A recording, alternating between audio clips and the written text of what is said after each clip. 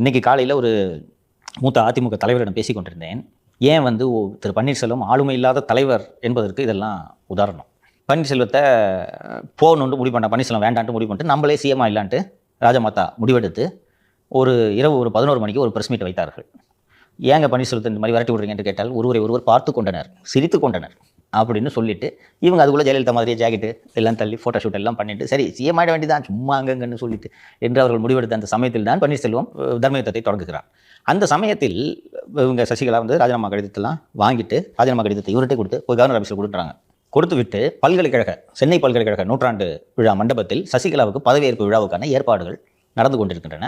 அப்போது இந்த அதிமுக மூத்த தலைவர்கள் எல்லாம் போய் இந்த விழா ஏற்பாடுகள்லாம் கவனிங்கன்னு சொல்கிறார். அவங்க கூட போய் பன்னீர்செல்வம் இந்த விழா ஏற்பாடுகள் செஞ்சுருக்கிறார். பாக்கெட்டில் இந்த ரெசிக்னேஷன் லெட்டர் இருக்குது. ஒரு மூத்த தலைவர் என்னிடம் சொன்னார். நான் சொன்னேன், சார் என்னை கொடுக்காதீங்கண்ணே, நீங்கள் தானே சிஎம், கொடுக்காதீங்க பார்த்துருவோம் அப்படின்னு சொல்கிறாங்க. என்னென்னா எல்லாருக்கும் ஒரு ஜெயலலிதா இல்லை அப்புறம் இந்த ஃபேமிலி பார்த்து பயந்துட்டுருங்கண்ணா அப்படின்ட்டு சொல்கிறாங்க. கொடுக்காதண்ணே பார்த்துக்கலானேன்னு சொன்ன உடனே இல்லை இருக்கட்டும்னு சொல்லிட்டு போய் கவர்னர் ஆஃபீஸில் கொடுத்துட்டு தான் குருமூர்த்தி பார்க்குறாரு.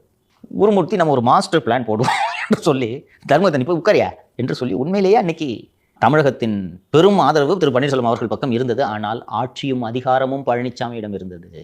அந்த ஆட்சி அதிகாரத்தை எப்படி பயன்படுத்த வேண்டும் என்பதை பழனிசாமி தெரிந்து செயல்படுத்தியதால் இன்னைக்கு அண்ணா திராவிட முன்னேற்ற கழகத்தோட பொதுச் செயலாளராகவும் இவ்வளவு பெரிய தலைவராகவும் வளர்ந்து நிற்கிறார்.